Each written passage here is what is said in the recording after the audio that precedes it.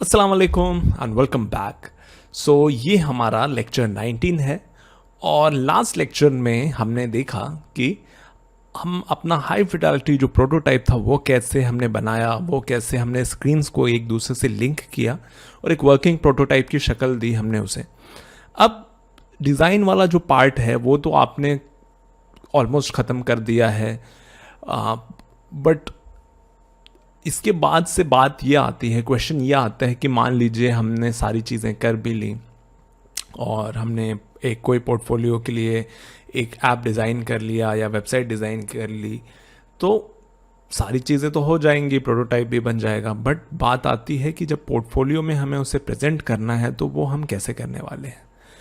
तो इसके लिए बहुत सारे आपको ऑनलाइन रिसोर्सेज भी अवेलेबल हैं और मैं आपको कुछ एक दो चीज़ें और बताता हूँ जो आप यूज़ कर सकते हैं। और इसके बाद से मैं आपको यहाँ पे जो हमने ऐप बनाया है उसी का मैंने एक kind of portfolio case study बनाई है यहाँ पे पावर पॉइंट में, तो मैं वो आप भी आपको शो करूँगा। तो सबसे अच्छा तरीका है अगर आप सीखना चाहते हैं कि पोर्टफोलियो में केस स्टडी में क्या क्या करना है, कैसे कैसे करना है, तो आप लिंक्डइन पे किसी भी UI UX डिज़ाइनर जो कि सीनियर हैं उनकी प्रोफाइल से उनके पोर्टफोलियो में जाएं और उनके पोर्टफोलियो में आप ज़रूर देखेंगे कि उनने केस स्टडी कर रखी है। तो आप वो केस स्टडी को एज अ बेस आप उसको समझ लें या उसको एज अ एग्ज़ाम्पल मान लें और उसको देख के आप उसको रिवर्स इंजीनियर करने की कोशिश करें कि यहाँ पे उन्होंने क्या क्या चीज़ें प्रेजेंट करने की कोशिश की हैं या क्या क्या चीज़ें उन्होंने वहाँ पे उसके स्टडी में रखी हैं और क्या क्या नहीं रखा है। तो ये एक बहुत अच्छा तरीका है, बहुत ही प्रैक्टिकल तरीका है जब भी आप पोर्टफोलियो के लिए केस स्टडी बना रहे हैं तो वो करने का। दूसरी ऐसे आपको बहुत सारी वेबसाइट्स हैं, जैसे बिहेंस हो गया, बिहेंस पे आपको सर्च करेंगे तो बहुत सारे ऐसे प्रोजेक्ट्स मिल जाएंगे जिनका आप बहुत ईजिली केस स्टडी पूरी देख सकते हैं और वहाँ से भी आप सेम मैनर में देख सकते हैं कि उन्होंने क्या क्या चीज़ें इंक्लूड की हैं, क्या क्या चीज़ें लिखी हैं, और इस तरीके से ही आप अपना जो पोर्टफोलियो है वो इम्प्रूव कर सकते हैं। तो और ये एक ऑनगोइंग प्रोसेस है कि आप एक बार अपना कुछ प्रोजेक्ट बनाएं, उसका केस स्टडी बनाएं और कुछ टाइम बाद जब आपकी स्किल्स थोड़ी और अच्छे हो जाएं डिज़ाइन के या राइटिंग के, तो आप वापस से उस प्रोजेक्ट को वापस से आप रीडिज़ाइन कर लें या वापस से उसका जो केस स्टडी है उसको रिफ़्रेश कर लें। तो ये सारी बातें थी हमारी कि हम जो भी एग्जाम्पल हैं वो कहाँ से लेंगे, कैसे करेंगे। तो अभी के लिए चलिए मैंने आपके लिए जो ये हमने ऐप डिज़ाइन किया है उसका मैंने एक छोटा सा बहुत ही बेसिक बोलेंगे केस स्टडी बनाई है। तो ये कंप्लीट नहीं है, इसमें बहुत सारी और स्क्रीन्स आप ऐड कर सकते हैं, जितने रिसर्च मेथड हैं वो ऐड कर सकते हैं, बट अभी के लिए एक बेसिक अंडरस्टैंडिंग के लिए मैंने ये कुछ स्लाइड्स यहाँ पे रखी हैं।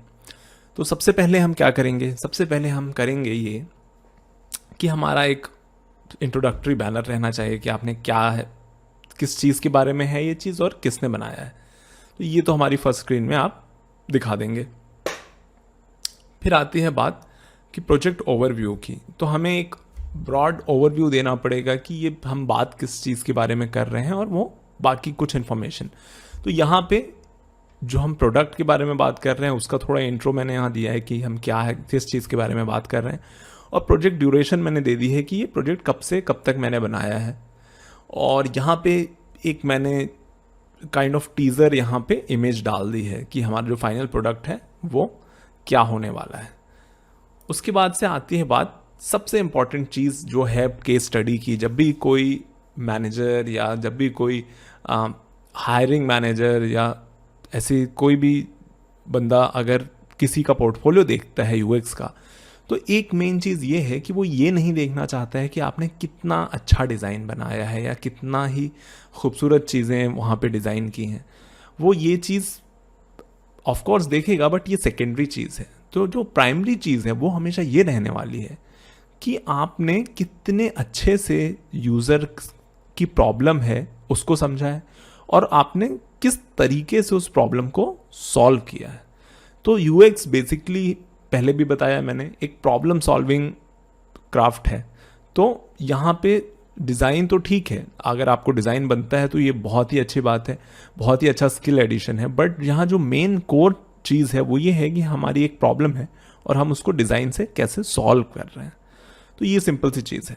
तो यहाँ मैंने प्रॉब्लम स्टेटमेंट लिखा है कि हमें क्या प्रॉब्लम हो रही है करेंटली, और जो गोल है हमारा, जो भी हमारा प्रोडक्ट है उसका गोल क्या होने वाला है। तो ये चीज़ें आप अपने प्रोजेक्ट के हिसाब से यहाँ लिख सकते हैं। नेक्स्ट आता है हमारा प्रोजेक्ट ओवरव्यू। तो ओवरव्यू ऐसा रहता है कि आपका क्या रोल था और आपकी क्या रिस्पॉन्सिबिलिटीज़ थी जो भी आपने प्रोजेक्ट बनाया है उसके अंदर। तो यहाँ पे मैंने यूएक्स डिज़ाइनर कर दिया है और मैंने रिस्पॉन्सिबिलिटीज़ या जो भी हमने चीज़ें की हैं वो मैंने यहाँ पे डाल दी हैं। इसके बाद से नेक्स्ट सेक्शन है हमारा अंडरस्टैंडिंग द यूज़र। तो हमने कुछ यूज़र रिसर्च किया, हमने यूज़र पर्सोना बनाया, हमने प्रॉब्लम स्टेटमेंट देखा और हमने और भी तमाम चीज़ें देखी।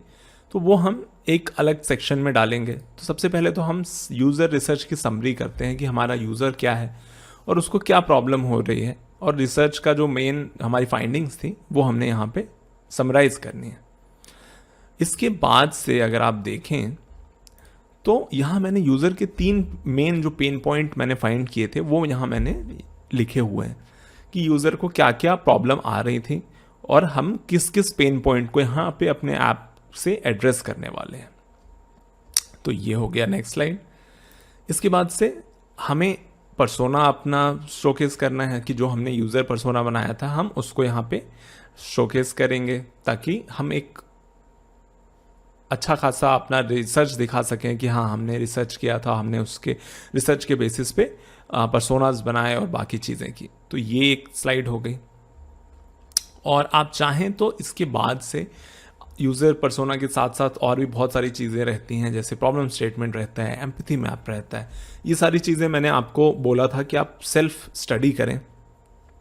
तो अगर आपने वो किया है तो आप नेक्स्ट स्लाइड बना के उसमें वो सारी चीज़ें भी इंक्लूड कर सकते हैं। फिर इसके बाद से हम देखते हैं कि हमारा जो भी डिज़ाइन प्रोसेस है हम उस पर आ जाते हैं। तो हमने यहाँ पे डिज़ाइन स्टार्ट किया। यहाँ हमने डायरेक्ट पेपर वायर फ्रेम नहीं बनाए थे, हमने बात की थी उनके बारे में, बट हमने डायरेक्ट यहाँ पे डिजिटल से शुरुआत की थी, डिजिटल लोफाई से शुरुआत की थी। तो अगर आपने पेपर और पेन से वायर फ्रेम बनाए हैं तो आप उसको भी करें। मैंने यहाँ पे एक एग्जाम्पल डाला है लेके, तो आप देख सकते हैं कि ये कैसा होगा। सेम वही जो आप डिजिटल बना रहे हैं उसी को आप सबसे पहले शुरू करते हैं पेन और पेपर से। और जैसे कि यहाँ पे आपने स्टार देखा है, तो जैसे हमने अपना क्रेजी 8 में स्टार्स डाले थे, तो आप चाहें तो यहाँ एक स्लाइड में क्रेजी 8 जो आपका एग्जाम फोटो थी वो क्रेजी 8 की भी आप फोटो यहाँ पे डाल सकते हैं। तो इसकी जगह मैं चाहूँ तो क्रेजी 8 की अपनी फ़ोटोज़ डाल सकता हूँ, वो भी वैलिड रहेगा। और आपने जो भी पेपर वायर फ्रेम बनाए वो यहाँ पे डालें, एक शोकेस करें। इससे आपका प्रोसेस जो है वो अगले को पता चलता है कि हाँ आपने प्रॉपर प्रोसेस से काम किया है और आपने कोई भी स्किप नहीं किया है। फिर नेक्स्ट जो है हमारा वो है डिजिटल वायर फ्रेम्स का। तो यहाँ पे मैंने लो फिडेलिटी जो हम अपने वायर फ्रेम थे वो मैंने यहाँ इंक्लूड किया है और मैंने यहाँ थोड़ी सी उसके बारे में डिटेल दी है। तो ये हो गया। इसके बाद से हमारा नेक्स्ट स्टेप है वो है लो फिडेलिटी प्रोटोटाइप का। तो यहाँ पे आपको बेसिकली शो करना है कि आपने जो प्रोटोटाइप बनाया वो एक स्नैपशॉट यहाँ डाल दें उसका, कि आपने लिंक कैसे किया, और आप कुछ इन्फॉर्मेशन यहाँ डाल दें। और यहाँ पे लिंक आप प्रोटोटाइप का करना ज़रूर, क्योंकि यूज़र या फिर जो भी मैनेजर है वो चाहे तो आपका प्रोटोटाइप यहाँ से देख सकता है, आपकी प्रोसेस देख सकता है, वो वर्किंग प्रोटोटाइप देखना चाहेगा। तो यहाँ एक लिंक ज़रूर करें। इसके बाद से आता है हमारा, उसके बाद से यूजिबिलिटी स्टडी हमने की थी, जो हमने प्रोटोटाइप लिया था उसको हमने टेस्ट किया था।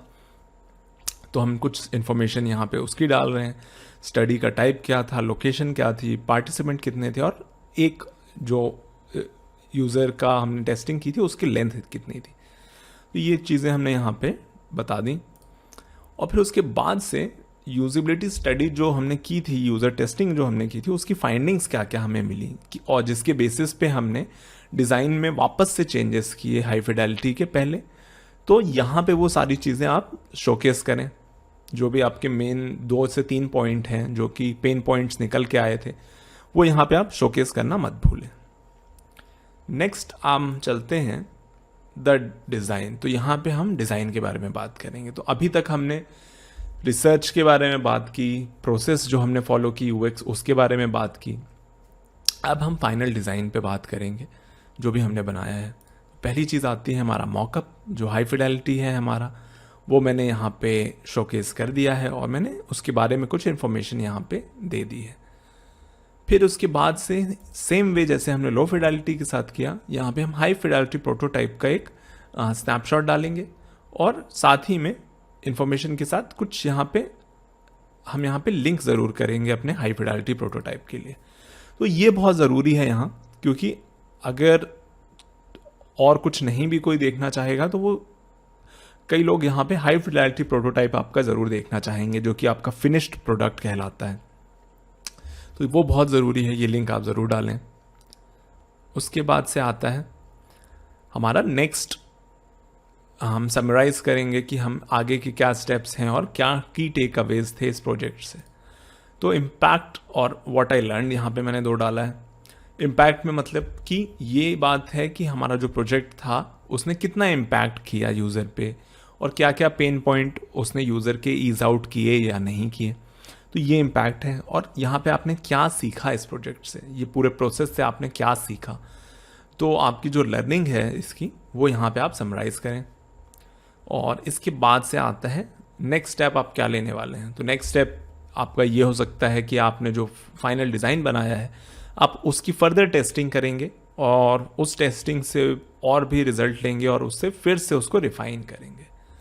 तो ये सारी चीज़ें आप नेक्स्ट स्टेप में डाल सकते हैं।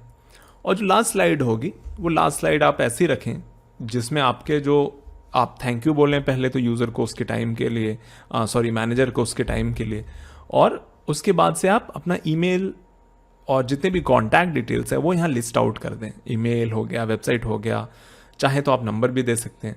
तो ये हमारा एक बहुत ही बेसिक स्ट्रक्चर है पोर्टफोलियो केस स्टडी का, तो जो कि मैंने यहाँ आपको दिखाया है। ये किसी भी तरह से फुल नहीं है, तो इसमें बहुत सारी चीज़ें आप ऐड कर सकते हैं। जितनी आप रिसर्च करेंगे, आप चाहें तो वो सारी रिसर्च आप ऐड कर सकते हैं। और आप बाकी बीच की जितनी इंटरमीडिएट स्क्रीन्स हैं वो सारी भी आप ऐड कर सकते हैं। और बहुत सारी चीज़ें आप और दिखा सकते हैं, शो कर सकते हैं, या आपको कुछ एलैबोरेट करना है तो आप वो कर सकते हैं। तो ये आपका एक बेसिक स्ट्रक्चर मैंने बता दिया है। और मैंने आपको ये भी बता दिया है कि आपको कहाँ से बाकी डिज़ाइन की इंस्पिरेशन लेनी है, केस स्टडी की डिज़ाइन की इंस्पिरेशन कहाँ से लेनी है। और वेबसाइट के अगर आप देखें तो behance.com बहुत अच्छी वेबसाइट है, जहाँ पे आप सिर्फ अगर UI UX case study search करेंगे तो आपको बहुत सारे तमाम तरह की वहाँ पे प्रोजेक्ट्स मिल जाएंगे। तो ये कुछ चीज़ें मैंने आपको बता दी।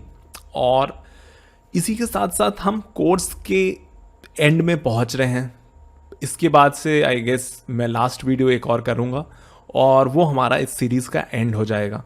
बट ये एंड आप मत समझिए इसको आप जस्ट स्टार्टिंग ही समझिए अभी, क्योंकि आपका जो यूएक्स का जो जर्नी है वो यहाँ से शुरू होगा। इस आखिरी लेक्चर के बाद से आपकी यूएक्स की जर्नी एक्चुअल में शुरू होगी। आप अपने प्रोजेक्ट्स बनाएंगे, आप बहुत सारे लोगों के पोर्टफोलियोज देखेंगे, आप अपना पोर्टफोलियो बनाएंगे। तो ये जर्नी यहाँ से आप शुरू बस कर रहे हैं। तो आई होप आपको ये वीडियो अच्छा लगा होगा, और आई होप ये जितने भी हमने लेक्चर्स देखे, लेक्चर 1 से लेके अभी तक के, आपको इसमें कुछ इन्फॉर्मेशन मिली होगी अच्छी। आई होप आपको मैं कुछ सिखा पाया हूँगा। तो चलिए अभी के लिए हम इतना ही रखते हैं और मैं अब आपसे नेक्स्ट लेक्चर में मिलूँगा। तब तक के लिए अल्लाह हाफिज़।